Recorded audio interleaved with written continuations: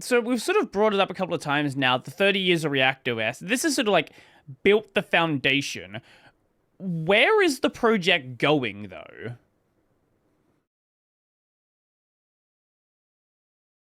What? That's not that one. Do you want You to go got first, Carl, or me? um. Justin. I'll let you go first. Okay. I know. So, Show and tell. oh, I thought about it, but I don't want to step on your toes. That's why. very good. There's been tons of development from all sorts of the different developers on our team, completely different, wildly directions. Multi-monitor, graphics cards, modern graphics cards, sound. Sound's another one I haven't even touched on. ReactOS hasn't had sound in decades, except for very old AC audio chips. That is changing, and that is changing right now. That there's an HD audio bus that is in development that will allow sound drivers from every range of Windows, every single one. And Windows 11, Windows 10, Mhm. cool. As long as the NTOS kernel functions are there, which yeah, it'll take us a long time to get to like all the Windows 10 ones, but for most drivers, even up to Windows 8, there's also the generic codec. Sound is going to be a solved problem. Mhm. That is massive for us. There's ASLR, Mhm. randomizing memory addresses and the memory layout. This was a massive change Windows went through for security and performance and accessibility. It allows ReactOS to use above 4 gigabytes of RAM. It allows ReactOS to use 128 gigabytes of RAM and spew it out. This has been in active development for a while.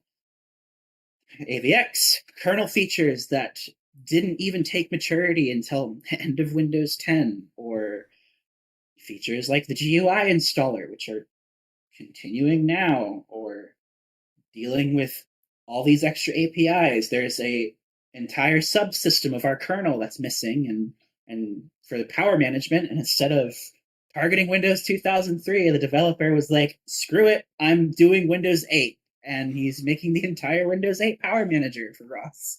That has been incredible. That's running a build with it still. Um, Improvements to ACPI, to USB support. There's been UEFI to allow us to boot on modern machines, enumerate hardware on modern machines. USB 3 has made enormous amounts of progress. It's off. It's once this next release comes out, that is one of the next priorities, getting that out, which will allow us to not have to be on Haswell machines anymore. KMDF has been huge for us, which is one of the architectures that Microsoft open sourced under the MIT license.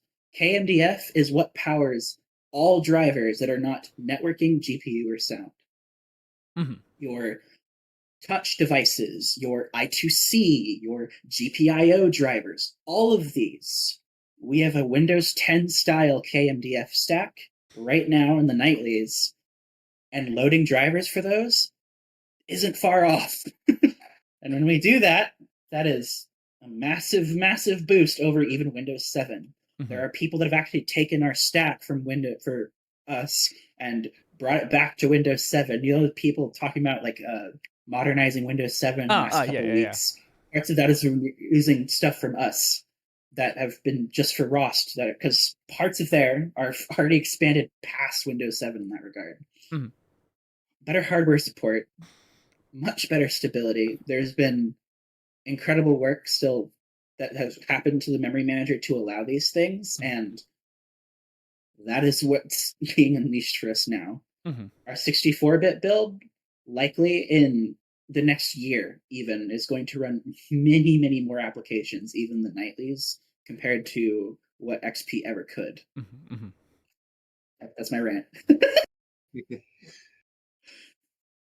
Because you were talking about where ReactOS is going, Mm. and I thought back on that thing that I had a really good idea about, and I think it applies here too. Is that you can't really force people to work on something without paying them, Mhm. and so we have a lot of people excited for new features, and they're working on those. really what anyways, and that's why I got paid to do work on the test, because that's really boring and nobody wants to do it. So that was the reasoning behind that. The end goal, I think, for ReactOS is to become a drop-in replacement for Windows. So, if you were using if you were using Windows with all your proprietary drivers and software, you could run all of those things on ReactOS instead. The road to get there is really long. Justin highlighted all the fun things that are being worked on that either have PRs or in private branches or something. But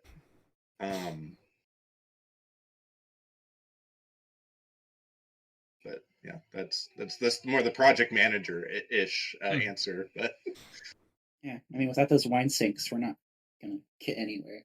Again, like Yep, that foundation you've made with the kernel, the foundation we're making with updating wines, we don't have to worry about that anymore. So it's freeing us to deal with these things.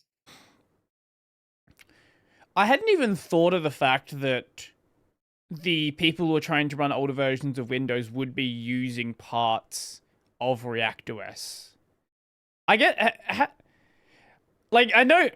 I've got my opinion on people trying to go and run Windows 7 as the daily driver or XP as the daily driver. But how does it feel knowing that some of your work is actually going to help out these people?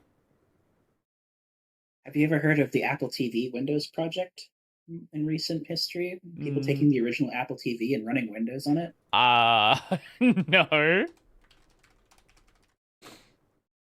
So essentially, the original Apple TV was a UEFI machine that was basically just a MacBook in a shell with stripped out operating system features.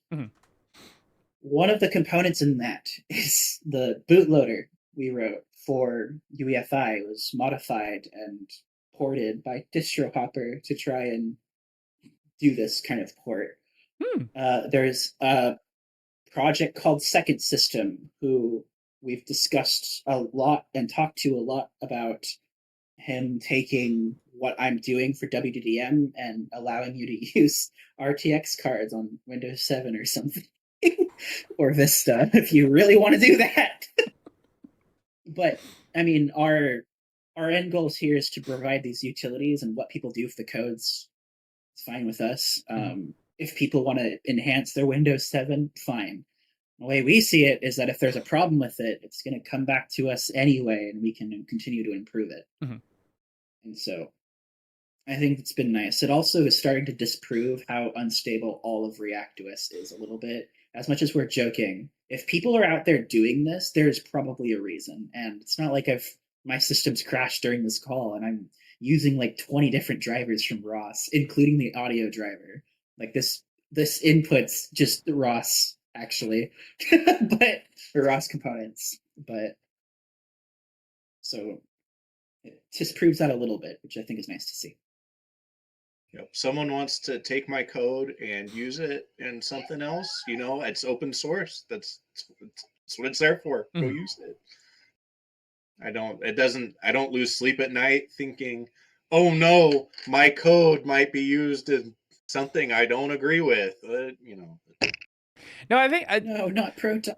I wasn't really coming at it from like a negative side. It was more of like interest side, right? Where it's like, hey, that's actually like, it's neat. People are actually using this for something they're actually running. Like that's sort of where I was trying to approach it from. And I love seeing that. Every time I see XP on UEFI, I cringe a little because what the heck? But it's cool, I guess. Why are you doing that? I don't know. But